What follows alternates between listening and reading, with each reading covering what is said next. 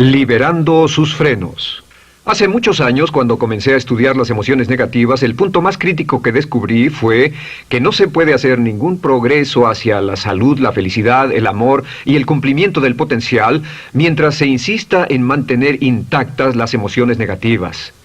Y lo único bueno de las emociones negativas, si es que tienen algo de bueno, es que las emociones negativas no son permanentes. Lo dice hasta Sigmund Freud, no hay un lugar permanente para las emociones negativas en el subconsciente. En otras palabras, son visitantes indeseados. Son hábitos negativos o patrones de respuesta negativos que pueden eliminarse, y el punto inicial para eliminarlos es entender de dónde vinieron y entender cuáles fueron los factores causales, volviendo a la niñez temprana, que desencadenó el desarrollo de las emociones negativas y nos han dado como adultos una predisposición a ser negativos de una u otra forma. Esto nos lleva al condicionamiento de la niñez temprana. Recuerden que ya dijimos que el punto inicial de los patrones de hábitos negativos compulsivos e inhibitorios era la crítica destructiva. La crítica destructiva es el gran destructor. La crítica destructiva destruye a las personas en su interior y las deja caminando en círculos por fuera. Muchas personalidades han sido minadas y destruidas, mucha autoestima ha sido puesta de lado como resultado de la crítica destructiva más que cualquier otra cosa que podamos imaginar.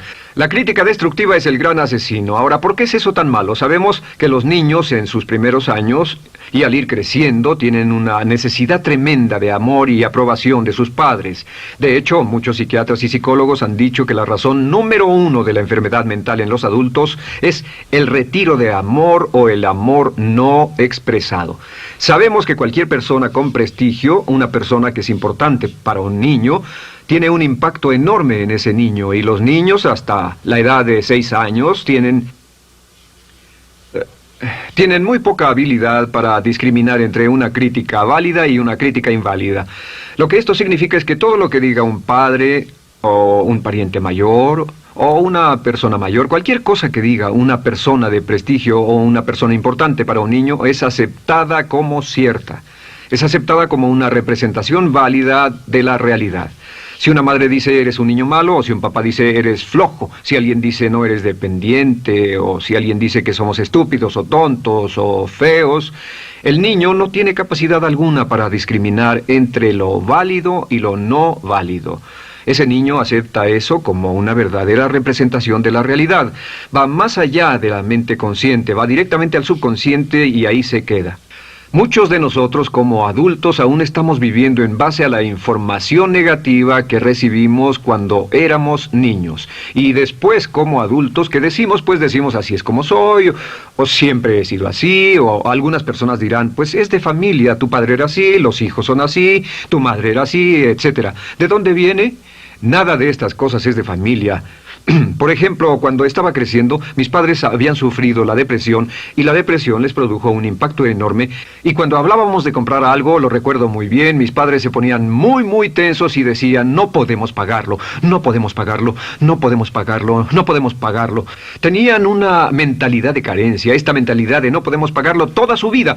Y luego yo crecí y aunque nunca he experimentado la depresión, y la mayoría de ustedes, 10, 20, 30, 40 años después, aún estamos diciendo, no puedo pagarlo, no puedo pagarlo, no puedo pagarlo. Aún tomamos como base esas frases críticas, esas frases emocionales que usaban nuestros padres. Tal vez sus padres les decían, como mi padre me decía a mí una y otra vez, nunca acabas lo que empiezas, nunca acabas lo que empiezas.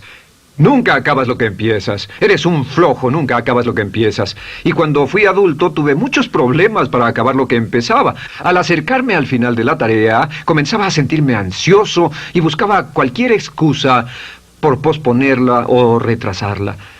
El segundo factor que nos predispone a emociones negativas es la falta de amor. Sabemos que las personalidades de los niños se desarrollan al grado en que reciben una alta calidad y una alta cantidad de amor de sus padres. Existe una relación de 1 a 1 entre la cantidad de amor, la calidad de amor y una personalidad sana. Ese amor negado o la privación de amor es la causa clave de la infelicidad, la negatividad y la enfermedad mental en los adultos. Para que un niño se sienta realmente amado, el niño debe tener padres con buenos conceptos, y la mayoría de nosotros tuvimos padres que fueron víctimas de sus padres, que a su vez fueron víctimas de sus padres. Un escritor famoso dice que todo el mundo es víctima de una víctima. Todos son víctimas de víctimas. Nuestros padres quisieron criarnos de la mejor forma posible, pero ellos mismos fueron víctimas de víctimas. Y para que un niño se sienta realmente amado, deben existir 3 condiciones. La condición número 1 es: los padres deben amarse a sí mismos. Los padres deben amarse a sí mismos. Recuerden, nunca le podrán dar más amor a otros que el que sienten por sí mismos. Si no se aman a sí mismos, no pueden amar a sus hijos. Si tienen un poco de amor por sí mismos, deben difundirlo en sus hijos. Si tienen poco amor por sí mismos y es absorbido por sus esposos, entonces, a veces, aunque deseen amar a sus hijos, no tienen amor que darles. Sus padres querían amarlos y en muchos casos no tenían amor para darles. Y eso es porque nunca lo recibieron cuando crecieron. El segundo requisito es: los padres deben amarse mutuamente. Para que un niño crezca sintiendo confianza en sí mismo, crezca sintiéndose amado, a salvo y seguro, debe crecer en un ambiente donde los padres se amen. No hay nada que le dé más temor a un niño que crecer en un hogar donde los padres peleen entre sí, donde los padres no se amen, donde haya dificultades, porque el niño siempre tiene una tendencia, primero que nada, ser una víctima, pues al niño se le grita y se le vocifera, y entonces cree que la razón por la que mamá y papá pelean es su culpa. Ahora, una investigación interesante: como hay muchas familias de un solo padre, la investigación interesante muestra que cuando uno de los padres se va como resultado de una separación o un divorcio, los niños que quedan invariablemente están convencidos de que la razón por la que el otro padre se fue se debió a algo que él hizo. Y es importante que si un matrimonio o una relación va a terminar y uno se va a ir, que el padre que se quede les diga a los niños una y otra vez que la razón por la que la relación no funcionó no tuvo nada que ver con ellos. Solo tuvo que ver conmigo y con papá, conmigo y con mamá. No tiene nada que ver con el niño. El niño necesita oírlo muchas veces antes de que se sienta confiado y seguro. Y por supuesto, siempre es mejor que un niño sea criado por un padre que lo ama que por 2 padres que no se aman. Una tercera condición que debe cumplirse si no quiere que exista la falta de amor es que los padres deben amar al niño. Los padres deben amar al niño. Bueno, esto parece muy obvio y muy lógico. La verdad es que, y esto es lo más difícil para usted y para mí como adultos, que ni siquiera lo pensamos, que es posible que nuestros padres no nos quisieron. No porque no lo intentaran, querían amarnos y tenían la intención de hacerlo, desde luego, etcétera, etcétera, pero simplemente como tenían conflictos mutuos y problemas sin resolver con sus padres, y sufrieron la guerra y la depresión, tenían que hacer carrera y otras responsabilidades, nunca lo lograron totalmente.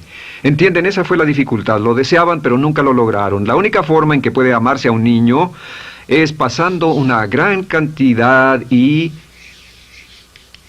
calidad de tiempo con el niño. Tiempo en gran cantidad y calidad con el niño. 10 minutos al día no bastan. Los niños se consideran valiosos según el grado en que las personas más importantes en su vida pasen tiempo con ellos.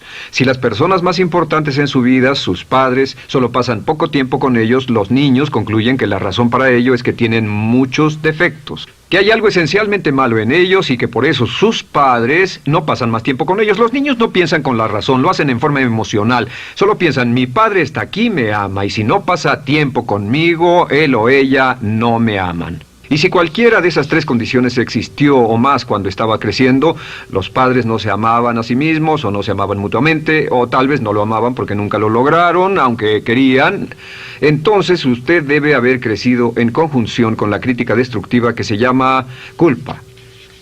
¿Y qué es la culpa?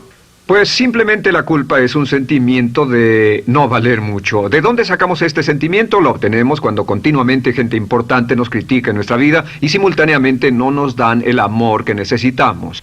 Sentimos que no valemos mucho o que no valemos nada.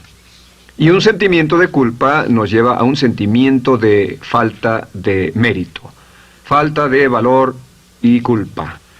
Y esa culpa, ese sentimiento de falta de mérito, es el mayor problema del siglo XX, la principal fuente de enfermedad mental. Es la fuente principal de los problemas en las relaciones, la fuente principal de enfermedad psicosomática, la fuente principal de la mayoría de los problemas que afectan a nuestra sociedad. Es el profundo sentimiento de culpa y falta de mérito que se expresa o se esconde en los pensamientos o en la actitud: no valgo suficiente, no valgo suficiente. No valgo suficiente. Ya hablamos de la autoestima y de lo importante que es. La autoestima significa me quiero mucho, me quiero mucho, me quiero mucho, me quiero mucho.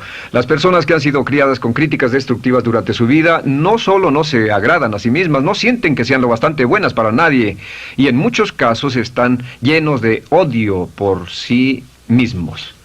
Se odian a sí mismos, se autocondenan o se detestan. Y verán que esto sale en sus conversaciones y sale en sus relaciones con otras personas. Las personas que no se quieren a sí mismas, aunque quieran tener buenas relaciones, simplemente no son capaces de ello. Las personas que piensan que no son buenas para nada siempre lo hacen aflorar, siempre será un problema. Ahora, ¿cuál es la razón principal de la culpa? ¿De dónde viene la culpa?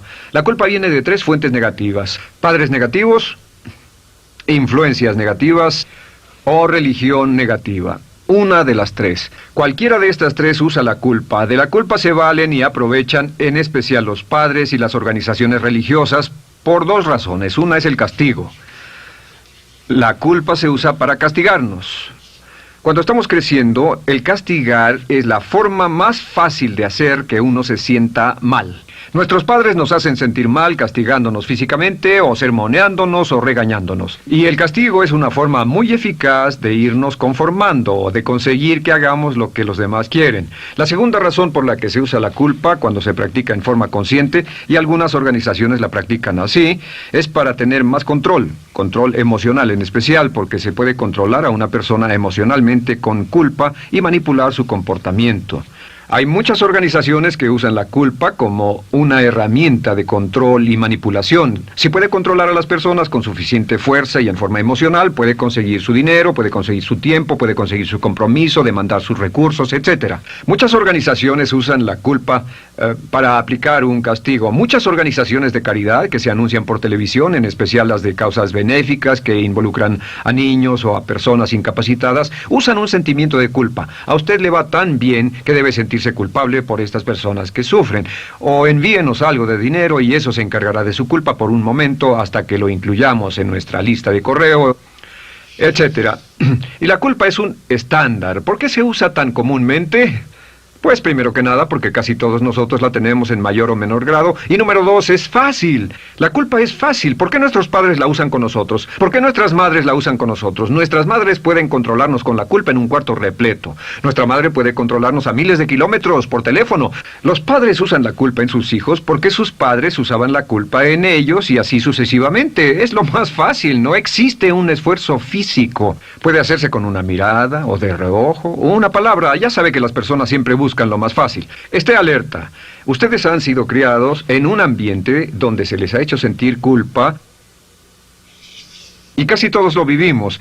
Debemos entender que la culpa es como una letrina o bacterias emocionales negativas que se colocan en la raíz de su psique o su subconsciente y activan todas las demás emociones negativas: furia, odio, envidia, resentimiento, frustración y duda, temor, etcétera. Las crea y las activa a todas. Y la forma para, en realidad, deshacerse del centro es exorcizarlo, extirparlo.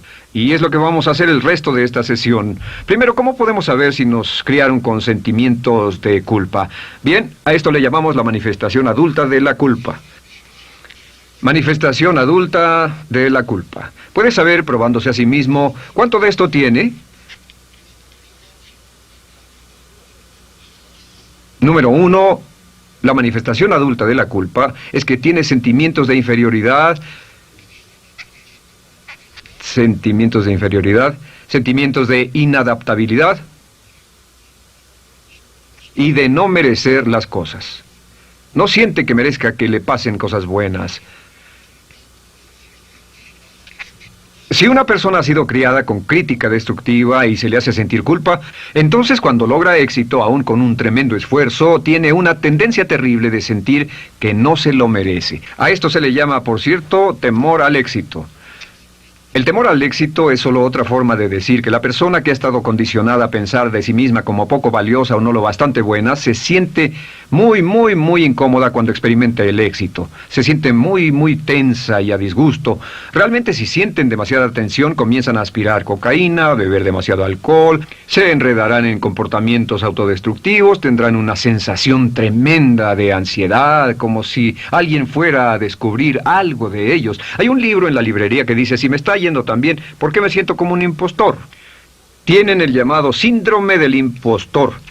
¿Alguna vez ha tenido éxito en algo y la gente ha ido a usted a decirle, vaya, hiciste un excelente trabajo, o eso es maravilloso, aunque haya sido muy duro para usted, y sintió que los demás iban a descubrir, siente como que, es decir, que iban a descubrir que realmente no es bueno, que solo fue un fraude, solo un accidente, y por supuesto es lo que dice, fue coincidencia, fue un accidente, la verdad, no sé ni cómo lo hice. Hacen todo lo posible por huir de ese sentimiento de inferioridad y de no merecer las cosas. Estén muy alertas. La segunda manifestación adulta de la culpa es la autocrítica destructiva. Hay una línea de un gran poeta que dice, aquellos a quienes se les hace mal, hacen mal a su vez. Los niños a muy temprana edad, a veces a la edad de 2 o 3 años, comienzan a menospreciarse, se desgarran, hasta se golpean y se castigan físicamente si se les critica demasiado. Siempre dicen el equivalente de no valgo suficiente o no soy muy bueno, y se castigan a sí mismos. Y la crítica destructiva es un síntoma real de un sentimiento escondido de culpa e insuficiencia. El número 3 es que fácilmente manipuladas por la culpa, las personas pueden jalar sus cordones de culpa en forma muy simple. Realmente vemos que existen 2 tipos de personas en el mundo, los lanzadores de culpa y los receptores de culpa. Invariablemente, estas personas se atraen mutuamente.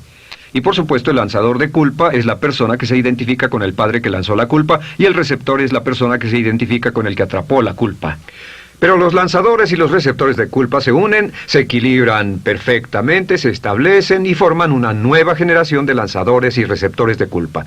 Podemos decir que usted es fácilmente manipulado por la culpa, porque ha estado muy bien condicionado. Su jefe puede tirar de su cordón de culpa, una persona en un autobús puede tirar de su cordón de culpa, una sobrecargo puede tirar de su cordón de culpa. Esté muy alerta a esto. La cuarta manifestación de culpa es que usted la usa. Usa la culpa y culpa a otro generosamente. ¿Por qué? Pues si ha funcionado en usted, la hará funcionar en ellos. Le parecerá que es un intercambio, un trato muy justo. Usa la culpa y la culpabilidad y se convierte en la base de sus relaciones con los demás. Cuando algo sale mal, les echa la culpa a ellos. Algo sale mal, culpa a alguien más. En cuanto hay un problema, busca a quién culpar. Un experimento muy interesante con la cámara escondida hace algunos años, fue que hicieron una plancha de hielo y la pusieron en la acera sin que nadie los viera. No hacía mucho frío, pero lo hicieron y observaron cómo reaccionaban las personas cuando pasaban por ahí, cuando caminaban por ahí, llegaban a esa plancha de hielo, se desequilibraban y se resbalaban, y lo primero que hacían era observar a la persona más cercana a ellos, enojados, verdaderamente furiosos, en otras palabras, buscaban a quién culpar. Y si no había nadie cerca de donde habían caído, se levantaban otra vez, miraban a su alrededor, no había nadie y entonces pateaban el piso, pateaban con fuerza y se iban. Nuestra tendencia natural cuando algo sale mal es buscar a alguien o algo a quien culpar, en especial si nos criaron con una culpa continua. Y la quinta manifestación es lo que llamamos lenguaje víctima. Ahora recuerden que hablamos sobre la ley de concentración. Dice, lo que siembras cosecharás. También dice, si usas lenguaje de víctima, mantienes viva la culpa, la refuerzas, la edificas, la cultivas, la utilizas. El lenguaje víctima es lenguaje como no puedo, no puedo, no puedo. Cuando dice no puedo, no puedo, no puedo, envía un mensaje a su mente subconsciente y la mente subconsciente comprende que está inhabilitado, que no tiene control, que es una víctima. Y cuando desea poder hacer algo, su mente subconsciente retroalimenta su mensaje y dice no puedes, no puedes. Y lo segundo que dice es tengo que, y otra vez no tengo control, no estoy a cargo. Pero existe otra expresión del lenguaje víctima que debemos evitar, y es esta, trataré. Trataré, sea lo que sea, trataré. ¿Qué significan las palabras trataré? Pues déjenme decirles qué significan. Significan voy a fracasar y lo digo anticipadamente para que no me vengan con represalias. En otras palabras, dice trataré de llegar a tiempo, pero lo que está diciendo es tal vez llegue tarde y no pueden reclamarme porque dije que trataría. Cuando una persona dice trataré, está disculpando su fracaso por anticipado. Si fuera al doctor y el doctor lo examinara, lo auscultara y le dijera, pues está en pésimas condiciones, tendremos que intervenir, debemos llevarlo al hospital ahora mismo, me sorprende que haya llegado aquí. Usted dirá, bueno doctor, espero que haga un buen trabajo. Y él dice, trataré. Si él dice eso, usted seguramente buscará otro médico. O si va a un abogado. Lo culpan de algo y va a un abogado y le presenta su caso y dice, oiga, va a defenderme, y él dice, trataré. ¿Qué está diciendo? Está diciendo, escuche, he estudiado el caso y por lo que veo no hay mucha esperanza, pero lo tomaré de todos modos. Trataré son los que tratan de conseguir que les pague por anticipado. Otro juego de palabras que no debe usar. Por cierto, con respecto a trataré, lo que debe decir es lo haré o no lo haré. No trataré.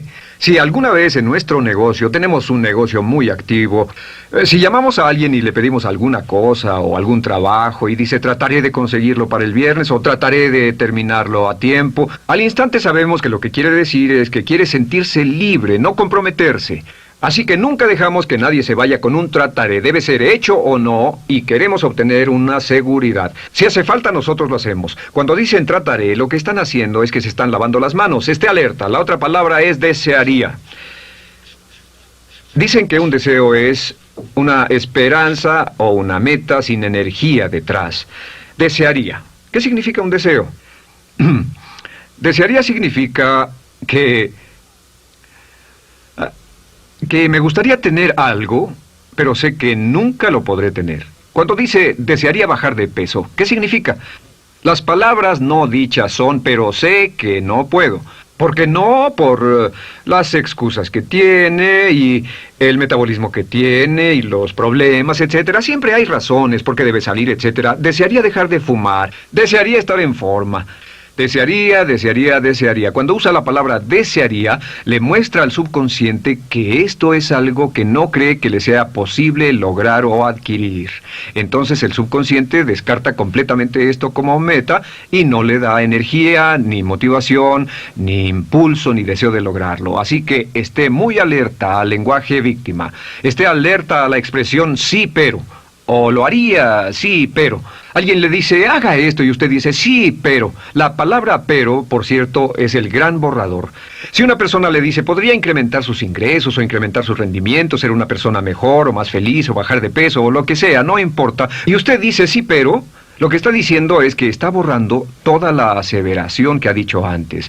Manda un mensaje a su subconsciente que dice, no hay posibilidad. Y no hace esfuerzo, no otorga energía, no ejerce capacidad alguna hacia el logro de esa meta. Y las personas que han sido criadas con culpa tienen 5 cualidades o 5 manifestaciones de adultos. Una es que se sienten inferiores, se sienten inadecuadas, sienten que no merecen que les pasen cosas buenas. Estén muy alertas a eso. El número 2... se autocompadecen continuamente, usan la autocrítica destructiva. El número 3, usan la culpa y la culpabilidad en ellos y en otros. El número 4, son manipuladas por la culpa. Y número 5, usan lenguaje víctima. Así que, ¿cómo nos deshacemos de la culpa? ¿No es sorprendente cómo se aclara esto? Este pizarrón, todo se borra. Tengo una varita mágica cuando me voy a sentar al escritorio. Entonces, ¿cómo nos deshacemos de la culpa? Para deshacerse de la culpa...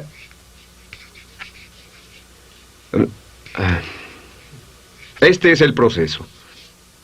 Tiene algunos pasos importantes. Número 1, el primero de la lista, elimine la autocrítica.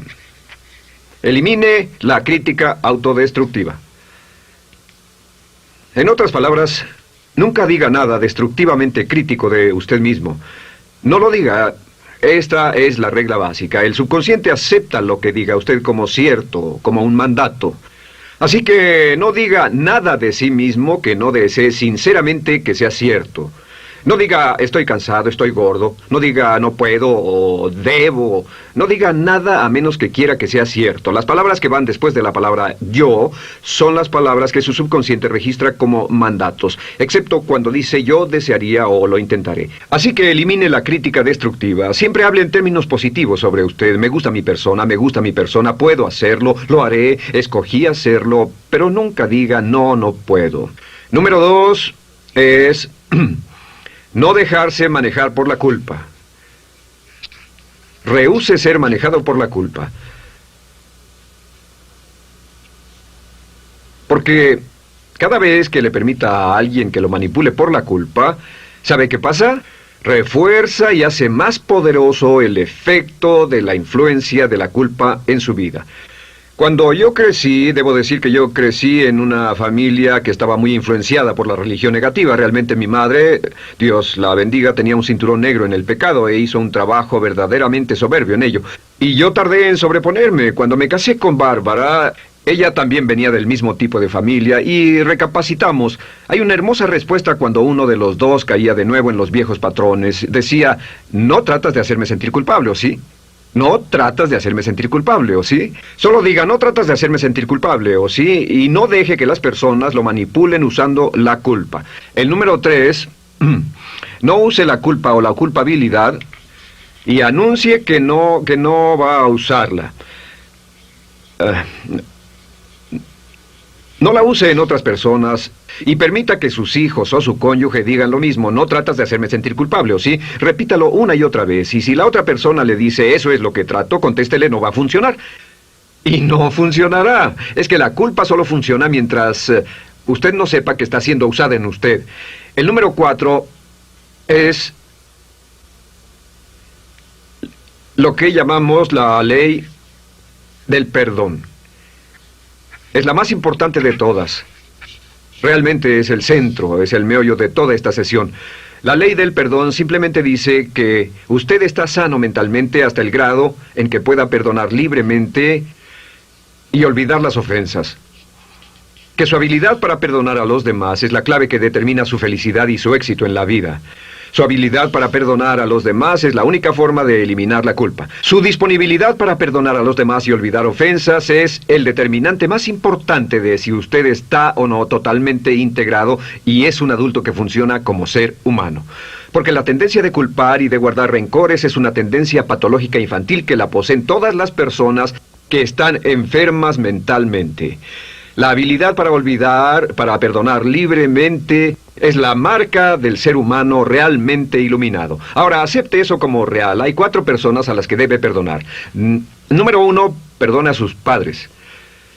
Perdone a sus padres por todo lo que le hayan hecho para herirlo. La mayoría de nuestras investigaciones muestran que casi todos nuestros problemas como adultos se remontan a no estar dispuestos o no poder perdonar a nuestros padres por algo que hicieron que nos hirió. Perdónelos un 100%, escríbales, llámeles por teléfono, dígales, o cuando menos perdónelos en su corazón, pero perdone a sus padres.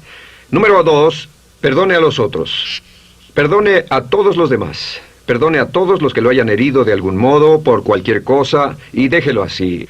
Ahora, hay muchos que dicen no puedo perdonar a esa persona por lo terrible que me hizo. Pero recuerde esto, el perdón es perfectamente egoísta. El perdón no tiene nada que ver con la otra persona, solo tiene que ver con su paz mental y con su propia integridad mental. Número 3, perdónese a sí mismo. Perdónese por todas las cosas débiles, tontas, insensatas y estúpidas que haya hecho, porque todas las personas han hecho cosas tontas, insensatas, estúpidas y ridículas, pero perdónese en un 100%. Y finalmente, la última parte de esto, si ha hecho algo que hirió a alguna persona, vaya a disculparse. Es sorprendente el hecho de vidas que se arruinan año tras año por personas que no tienen la fortaleza intestinal, las agallas y el valor para decir lo lamento. Una de las cosas más importantes es desarrollar carácter hasta el grado en el cual hacemos las cosas que son muy difíciles para nosotros, hasta el grado en el cual hacemos las cosas que sabemos que están bien, aunque sean difíciles, en especial cuando son difíciles emocionalmente. Y la clave para deshacerse de la culpa, la clave para ser una persona total y completamente positiva, es perdonar a los demás. Perdone a las personas con quienes ha sostenido una relación. Perdone a sus jefes anteriores. Perdone a los amigos que lo han herido. Perdone las inversiones que estuvieron equivocadas. Perdone a los jefes que lo despidieron. Perdone a sus padres. Perdone a todo el mundo. Desarrolle una actitud hacia la vida con la que rehúsa guardarle rencor a los demás. Solo repita una y otra vez: los perdono a él o a ella por todo. Los perdono por todo. Los perdono por todo. Y eso es todo. La clave para librarse de las emociones negativas es rehusarse totalmente a continuar con cualquier situación negativa. No olvide que es un acto muy egoísta y será tan egoísta como usted quiera. El acto del perdón lo libera y libera a la otra persona y le garantiza que se moverá rápidamente hacia el cumplimiento de su potencial. Para tener éxito, una mujer debe ser mejor en su trabajo que un hombre. Golda